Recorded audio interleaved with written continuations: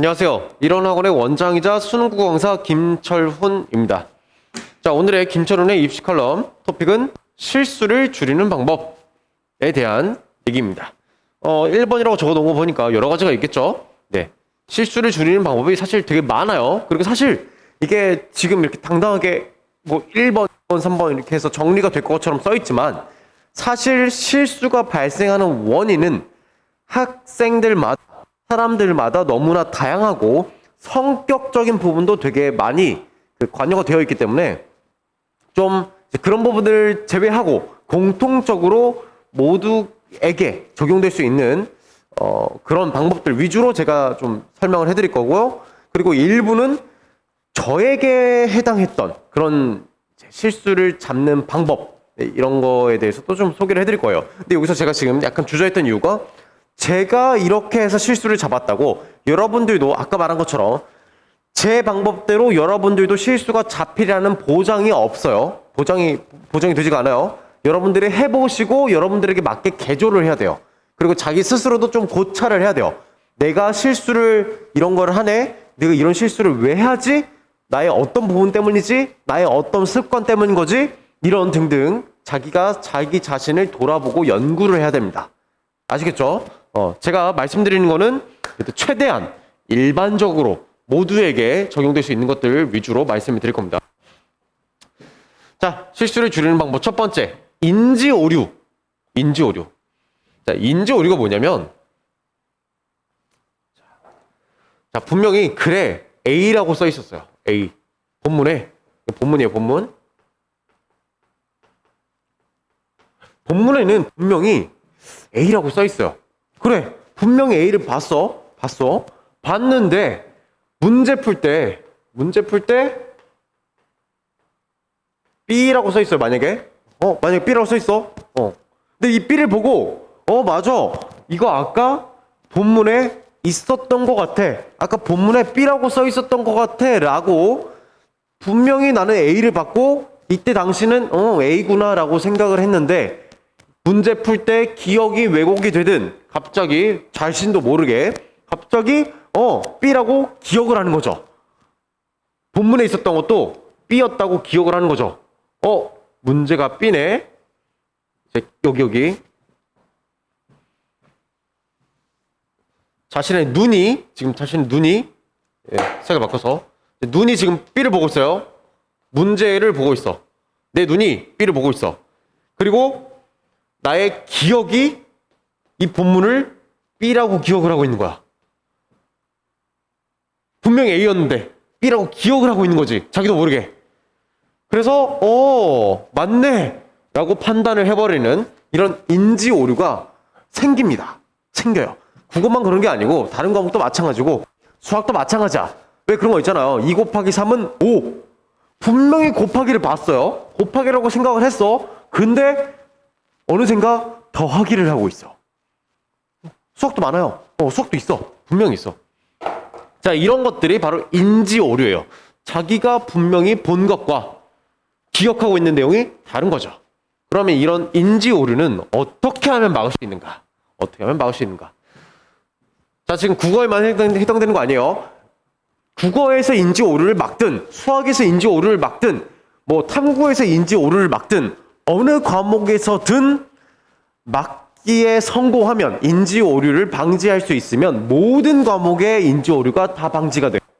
그러니까 실수는 보통 그 과목 문제가 아닌 경우가 많아요. 그 과목에만 해당하는 실수도 있지만 보통 대부분의 실수는 과목의 특성과 상관없이 공통적으로 발현이 돼요. 다르게 이제 반대로 말하면 특정 과목에서 그런 공통적인 영향력을 행사하는 실수를 잡으면 모든 과목의 실수가 줄어들어요. 네, 진짜예요. 한번 해보세요. 특히 국어가 심하죠. 왜? 모든 과목들이 다 글로 써 있잖아요. 국어가 어떻죠? 글이 제일 많잖아요. 말장난도 제일 많잖아요. 그래서 국어에서 실수를 잡아내면 다른 과목 실수들도 현저하게 줄어들어요.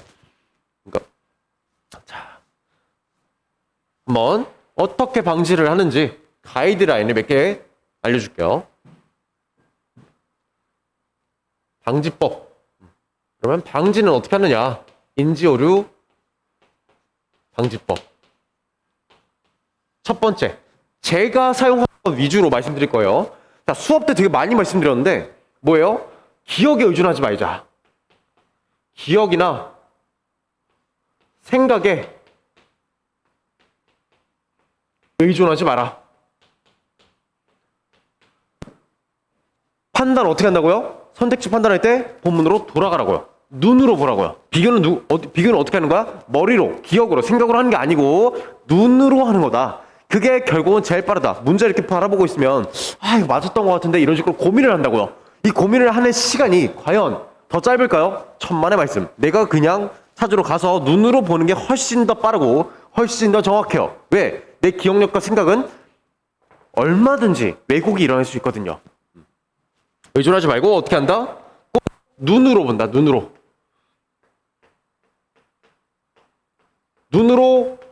재확인을 해라. 이게 결국 제일 빠르고 제일 정확하다. 두 번째. 자, 글을 읽을 때 보통 사람들이 글을 읽으면 어떻게 읽죠? 자, 이거 만약 읽는데 쳐볼게요. 생각, 기억, 생각, 의존하지 마라. 이거를 그러니까 글을 읽을 때 말로 하진 않죠? 시험장에서 이거 말을 하지는 못하잖아요. 어떻게 읽어요? 머릿속으로 소리를 내면서 읽을 거예요. 그쵸? 머릿속으로 소리를 내면서 읽어요. 그리고 뭐예요? 눈으로도 읽죠. 당연하죠. 눈으로 따라가잖아요. 눈으로 따라가. 또 뭐하죠? 그리고 또 어떻게 읽어요? 손도 같이 움직이고 있을 거예요. 손도 같이 분명히 따라가겠죠? 이 세 개를 속도를 일치시켜야 돼요. 이 세 개 중에서 보통 애들이 손이 먼저 나가는 경우가 많아요. 그러니까 내 눈과 머리는 한 이쯤 와 있는데 가령 내 눈과 머리가 한 이쯤 와 있어요. 눈과 머리가 한 이쯤 와 있는데 근데 손은 벌써 한 이쯤 와 있는 거예요. 손. 이런 경우가 많아요. 손만 먼저 가는 거야. 그럼 어떻게 해요? 분명히 읽었는데 뭐지? 이거 뭐 읽은 거지? 이런 일이 벌어져요. 어떻게 해? 문장을 다시 읽어요. 읽은 대로 다시 읽어. 마음이 급하니까 손이 빨리 가버리는 거예요. 근데 이게 과연 빠를까요? 글 읽는 게 빨라질까요? 절대 아니에요. 절대. 무조건 가장 오래 걸리는 방법이에요. 이게. 이러면 요만큼이 날아가요. 요만큼. 눈과 머리와 손에 차이가 생기면 안 돼요. 그러면 그 차이만큼이 내 머릿속에 안 남아요. 놓치게 되는 일이 생긴다고요. 놓쳐버리면 끝장이에요. 자, 그래서 결론이 뭐냐? 얘를 일치시켜줘야 돼요. 손이 여기까지 갈 게 아니고 손도 얘랑 일치를 시켜줘야 됩니다. 이래야 빼먹는 게 없어요. 머리와 눈과 머릿속으로 이제 소리 내서 읽잖아요. 기억 또는 생각, 의존 이렇게 머릿속으로 소리 내면 읽으면서 눈도 같이 따라가면서 손도 이 속도에 맞추라는 거죠. 기억, 생각, 의존, X. 3박자를 맞춰줘라. 머리, 눈, 손 3박자를 맞춰라. 이렇게 적을게요.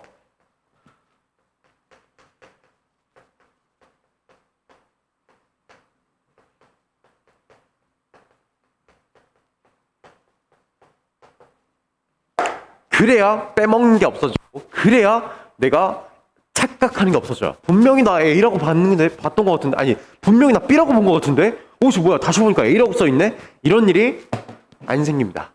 이런 일이. 자, 이거는 다 공통이에요. 지금 국어인 것처럼 말하고 있지만 국어, 수학, 영어, 탐구 다 마찬가지입니다. 이렇게 일단 이렇게 두 가지만 사실 이 몇 가지 더 실험해 본 게 있는데 저는 나중에 이 두 개만 가지고도 실수를 빵으로 만들 수 있어요. 빵으로 만드는데 성공을 했습니다. 이 두 개만 가지고도.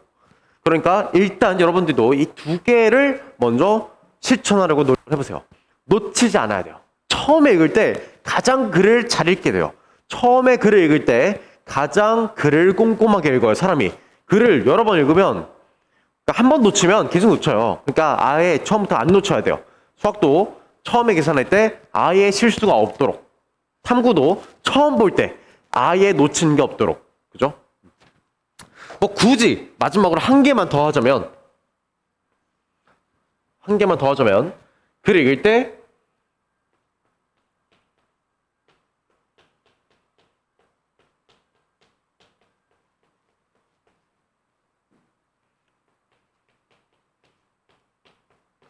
뭔가를 체크를 하면서 읽는 게 좋아요.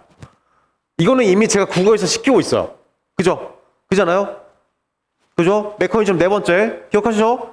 글을 읽을 때 뭔가 체크하면서 읽기 시키잖아요. 근데 다른 과목은 그냥 읽잖아, 보통. 자, 그러지 마시고, 다른 과목도 챙겨야 될 것들. 챙겨야 될? 좀 말이 이상하지만, 챙겨야 할 정보.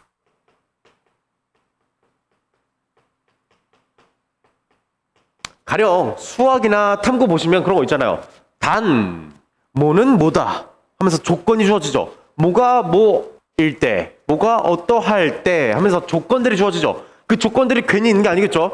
조건을 다 사용해야만 정답이 나올 거야 라고 문제로 만들어준 거죠. 그러니까 그런 챙겨야 할 정보들, 조건이라던가 그런 것들을 체크하면서 읽으세요. 체크. 눈에 잘 띄게 동그라미가 좋아요.